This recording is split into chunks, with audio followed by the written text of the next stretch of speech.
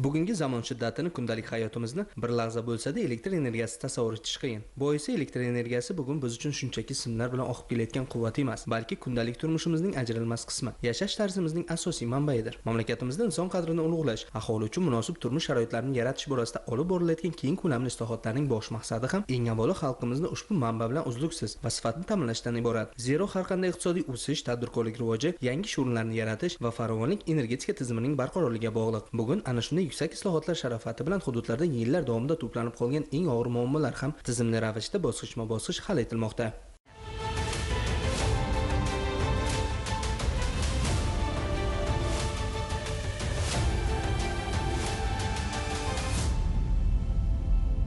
Islohotlarning amaliy ifodasini Xatirchi tumani misolida ham yaqqol ko'rishimiz mumkin. Aholi sonining shiddat bilan o'sishi, tadbirkorlik subyektlarining ko'payishi, tabiiyki elektr energiyasiga bo'lgan talab va ehtiyojni bir necha barobarga oshirdi. Davlatimiz rahbari tomonidan sohani tubdan modernizatsiya qilish bo'yicha belgilab berilgan topshiriqlar ijrosini ta'minlash maqsadida Xatirchi tuman elektr ta'minot korxonasi tomonidan keng ko'lamli yangilanish ishlari olib borilmoqda. Tuman hududi bo'ylab yangi O'zbekiston qiyofasidagi mahalla va og'ir toifadagi mahalla dasturlari asosida maxsus brigadalar tashkil etilib, joylarda aholini uzluksiz elektr energiyasiga bo'lgan talabini qanoatlantirish ishlari jadal olib borilmoqda.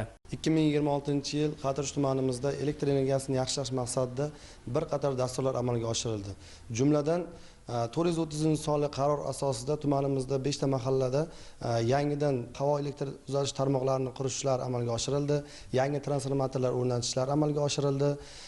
Yangi O'zbekiston qiyofasi dasturi asosida 4 ta mahallada ish amalga oshirilyapti. Hozirgi kunda tumanimizda Bog'i Shamol, Quchchi, Farovon, Oqtepa, Kattasoy mahallalarimizda hamda og'ir toifali mahallalarimizda ham bugungi kunda elektr energiyasini yaxshilash maqsadida ishlar olib borilyapti.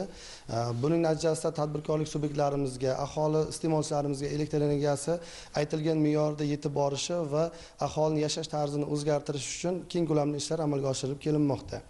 Elektr energiyasini iqtisod qilish, energiya samaradorligini oshirish maqsadida shu yil tumanimizda 165 ta transformatorlarimizda joriy ta'mirlash ishlari amalga oshirib keldi. Shu kungacha yilda oxirigacha yana 209 ta transformatorimizda joriy ta'mirlash ishlari amalga oshiriladi transformator punktlarimizda hamda 56 ta transformator punktimizda mukammal ta'mirlash ishlari amalga oshirilib, havo elektr uzatish tarmoqlarimizdan 201 kilometri mukammal ta'mirlanib, aholimizda elektr energiyasini yaxshilash uchun xizmat qilishga topshirildi.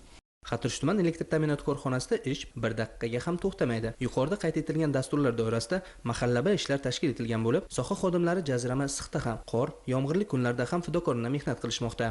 Fidokor mahallasi mana shu Qiyish qishlog'idagi shu eski simyog'ochlarni yangilab, beton stolbalar ustakalar qo'yib, kabellar tortilib, xo'sh, obodonlash ishlari olib borilyapti. Bundan tashqari qishlog'imizda dehqonchilik, chorvachilik rivojlanib, tadbirkorlar ko'payyapti. Bulardan foydalangan holda mana shag'allashtirish, asfaltlashtirish ishlari ham navbatma-navbat bo'lib boryapti. Bundan biz minnatdormiz. Hozir 3300 metrlik joy kabellashtirib bo'lindi. Biz jarayonga yetib boryapmiz. Nasib bo'lsa, yana ilk kunlarda yoqib hamma joy obod bo'ladi. Xalqimiz juda minnatdor. Shuningdek, aholi zich joylashgan va kuchlanishi past bo'lgan mahallalarga qo'shimcha yuqori quvvatli yangi transformator punktlari qo'yildi. Mavjudlari esa mukammal ta'mirlandi.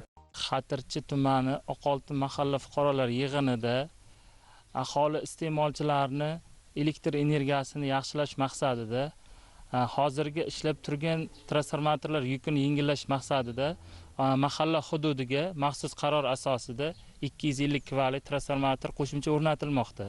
Bundan maqsad iste'molchilar elektr energiyasini yaxshilash.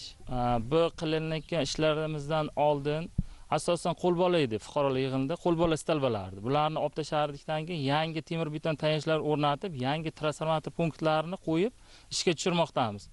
Bog'ishmon mahallasida ham yillar davomida chidamliligini yo'qotgan eski yog'och ustunlar butunlay chiqarilib, o'rniga minglab yangi mustahkam temir beton ustunlari o'rnatildi. Shu mahallamizda mana umumiy 48 dona temir beton tayanchlar o'rnatilishi ko'rsatilgan rejamizda, yangi bitta transformator punkti ko'rsatilgan. Bularning qurilish jarayonlari davom etyapti.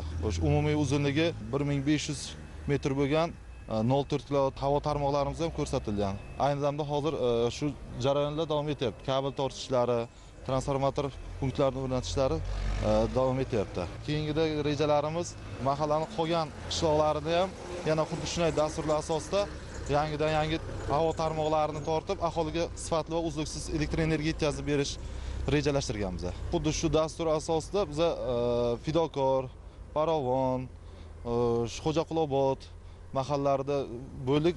Shunaqa xuddi shunday qurilishlarni reja asosida tugatib, mana bugungi kunda Bog'shamol mahallasi kelib ishlarini davom ettiryapti. Tumandagi Oltinsoy va Baxshijar mahallalarida ham ayni kunlarda ish avj pallada. Ushbu mahallalarda yangi O'zbekiston qiyofasidagi mahalla dasturi doirasida tizimli ishlar olib borilmoqda. Ilgari bu yerlik aholi kuchli shamol bo'lsa yoki yog'ingarchilik kuzatilsa, chiroq o'chib qolishidan xavotir olib yashardi. Sababi hududdagi simyog'ochlar ancha yillar oldin o'rnatilgan bo'lib, o'z muddatini o'tab bo'lgan. Bugun esa manzara butunlay boshqacha. Mazkur mahallalar hududida eski simyog'ochlar o'rnini birin-ketin mustahkam va zamonaviy temir beton ustunlar egallamoqda. Keyingi 2-3 yil ichida mana yo'llar betonlashtirildi, ichimlik suvlar chiqarildi, yoritgich o'rnatildi. Mana yana davom etyapti. Mana ko'chalarimiz yorug' bo'lyapti, xudo xolasa. Hammasi uchun mingdan-ming rahmat. Bundan ham nasib bo'lsa ravnaq topaversin. Svetimiz ko'p o'chadi, ichimlik suv yo'q edi. Mana kranlar o'rnatib, mana ichimlik suv chiqardi. Mana yo'llar tosh nima bo'lib yotganida asfaltlari ko'chib, bu yerdan suv o'tkazib, mana yo'llar betonlashtirildi. O'zgarishlar juda zo'r. Davlatimiz tomonidan aholi va tadbirkorlik xonadonlarida qayta tiklanuvchi energiya manbalari, yashil energiyadan foydalanishni ommalashtirish borasida juda katta imtiyoz berildi. Xatirchilik tadbirkor ham bu jarayonda zamon bilan hamnafas. Buning yorqin misolini quyosh panellaridan samarali foydalanish maqsadida o'z xonadonida 500 kilovatli quyosh panellarini o'rnatgan tadbirkor Ural Muhammadiyev faoliyatida ko'rishimiz mumkin. Bugun ushbu xonadon nafaqat o'z ehtiyojlarini bepul va mustaqil ravishda yashil energiya bilan ta'minlamoqda, balki ishlab chiqariladigan ortiqcha elektr quvvatini davlatga sotib, qo'shimcha daromad ham topmoqda.